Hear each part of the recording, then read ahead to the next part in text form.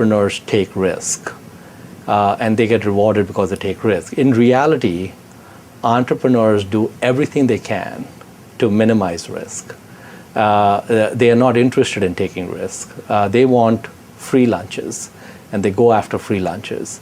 And so if you study any number of entrepreneurs, from Ray Kroc to Herb Schultz at Starbucks, and to even Buffett and Munger and so on, what you'll find is that they've repeatedly made bets which are low-risk bets, which have high return possibilities. So they're not going high risk, high return. They're going low risk, high return.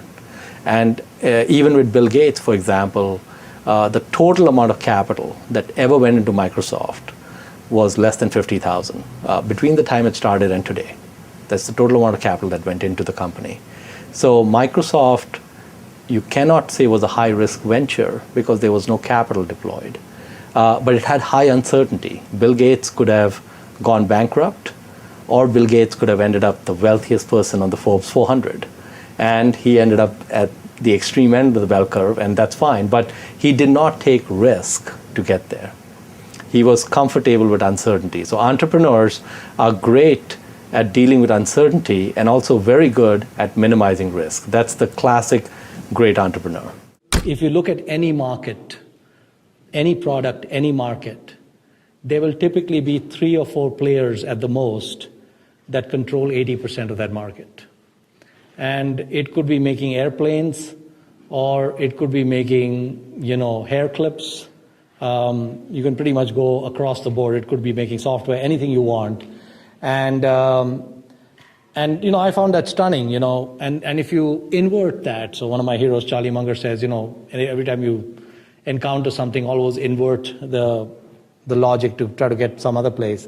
So if you invert that principle, first of all, if you agree with the principle, then the inversion would be that if you're starting a business and you say that this is a $10 billion market and I just need 10% of it and I'll be a $1 billion company, well, right there you're off.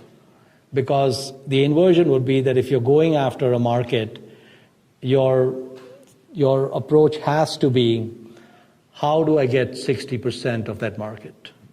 And so if your starting point is that I'm going to take 2% of this market or 5% of this market, what you have not done is you have not segmented that market properly. And that is a fatal flaw. So the first thing you ought to do is define the market that you're going after. And after you've defined it, if you don't get to very clear-cut game plan to get 50, 60% market share, then don't even try.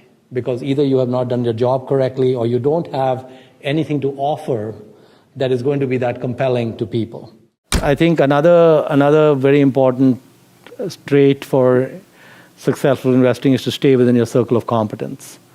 So I think Buffett always says that it's not the size of the circle that matters, but knowing its boundaries. It's absolutely critical. And, Charlie Munger talks about that.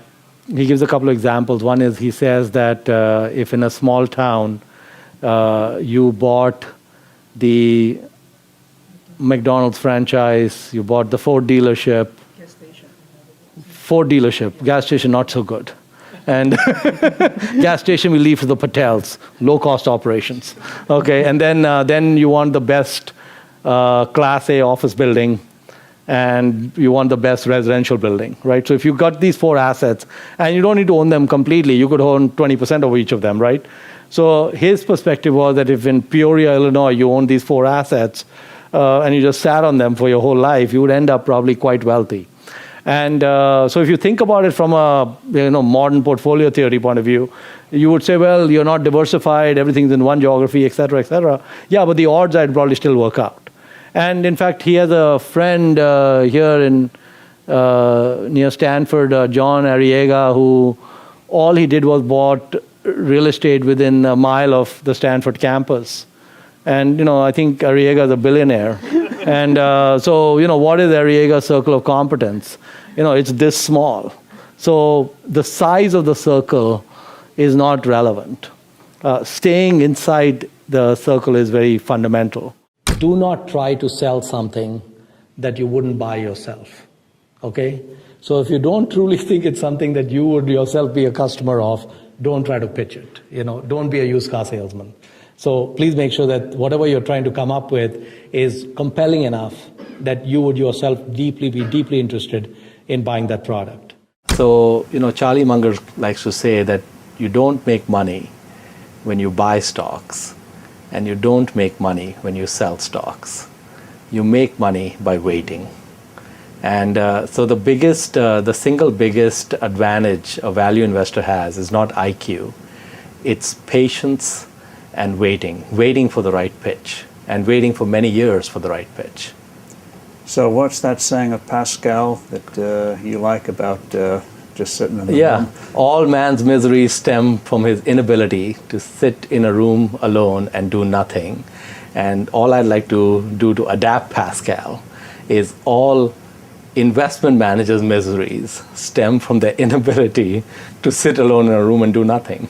The way to really look at investing is that when you look at, again, a business like Google or Microsoft or Berkshire, you really have to put yourself in the shoes of the people running the business.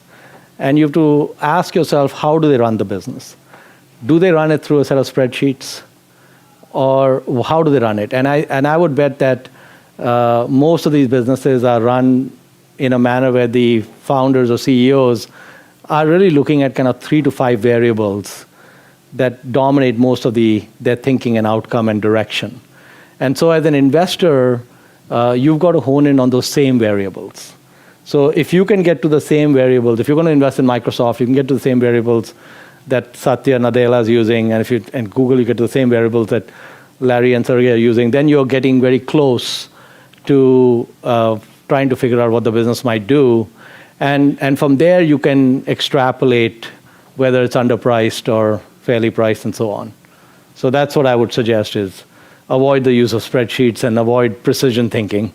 The stronger the marketing, the weaker the sales engine can be.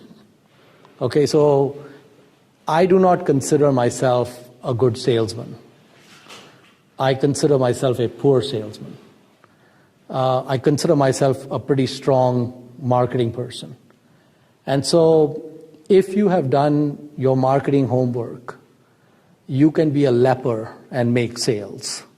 And a standing example of that is someone in front of you. Because basically, my approach to sales would be, 180 degrees approach to your traditional used car salesman, schmoozing model and golf courses and all that. None of that is of much interest to me. So the stronger the marketing, the less important the sales engine becomes. So it is very important, in my opinion, to spend incredible amounts of time on the marketing aspect of the business. Because if you don't spend that time on that aspect of it, you will spend 50x that time on the sales end and hit your head against a brick wall. And that's no fun. It's not fun to hit your head against a brick wall. So it's good not to go there. So I just feel the stronger the marketing, the weaker the sales. Now, quickly define moats in terms of a business that keeps competition away. Well, if you talk to Michael Porter, he would give you 5 books on what is meant by, strategy and competitive advantage and durable competitive advantage. And if you talk to Warren and Charlie, they would just say it's a moat, and they'd break it down to one word. But basically, it's the ability of a business to have some type of an enduring competitive advantage that allows it to earn a better than average rate of return over an extended period of time. So some businesses have narrow moats, some have broad moats, some have moats that are deep but get filled up pretty quickly. So what you want is a business that has a deep moat with lots of piranha in it, and that's getting deeper by the day. That's a great business.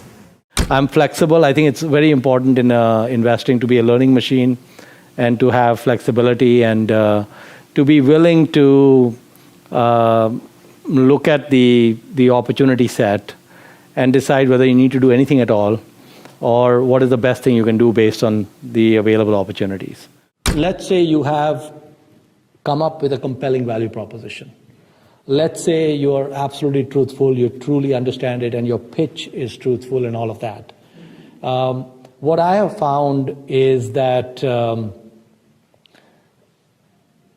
basically whatever you come up with, and you've come up with it in your lab and thinking about it, talk to a few friends, looks great, the service or product looks great. The real litmus test of that is when you put it in front of customers, right? So when you go out and make your pitch or create an ad or whatever else, and a very, very important thing for an entrepreneur to do is when they put that out there, be pay a lot of close attention to the feedback you get from the people who are listening to the pitch. And this is very important at the front end, because what is probably the case is that whatever you came up with is off base. It's not exactly what your market wants. And, I'll give you an example. There's a friend of mine in Chicago, and he started this company called Install Shield. And many of you might be familiar with the company. When you're installing different Windows products, Install Shield comes up. And Viresh basically was like, I think, 19 years old or something when he came up with Install Shield. And he said, he went to a trade show. He was going to go to a trade show, some software tools trade show. And he was trying to do a whole bunch of different things. He was trying to do Google Maps 30 years ago, when there was no way that the computing could support that sort of thing. But he went to this trade show and he had created this kind of, trade show booth with the different products. And he had 7 products, 7 different tools that he was pitching. And it wasn't balancing on that booth because he wanted to put 4 bullets on one side and 4 bullets on the other. And he was like 4 and 3. So it was really bothering him. And so as an afterthought, this little tool he had, which was to install software, for installing software, was his 8th bullet. He just put that in the end. At the bottom, the 8th bullet was install software installation tool. And throughout the whole week goes by, I think a couple of days he was at this trade show booth and all these people are coming by and all this stuff going on. And there was a guy across the aisle from him who spent 2 days looking at those 8 things because he was in the software business. And after 2 days, he came up to him and said, that product, I have an interest in that product. And this product did not exist. It was in Viresh's mind. And so this was one of the only leads he picked up at the show. So he went back and created the product and gave it to the guy. And then he found that other people wanted it and so on and so forth. Okay, so bottom line is that if you study startups, you will find over and over that what actually works is not what you actually came up with. What actually worked is some tangent or some kind of, you mentioned something to a customer in passing, and then they grab onto that and say, hey, I want that. And you say, oh, he's unusual, he wants the unusual thing, I'll still keep my core pitch. No, what you really have to do is pay really close attention to what is going on.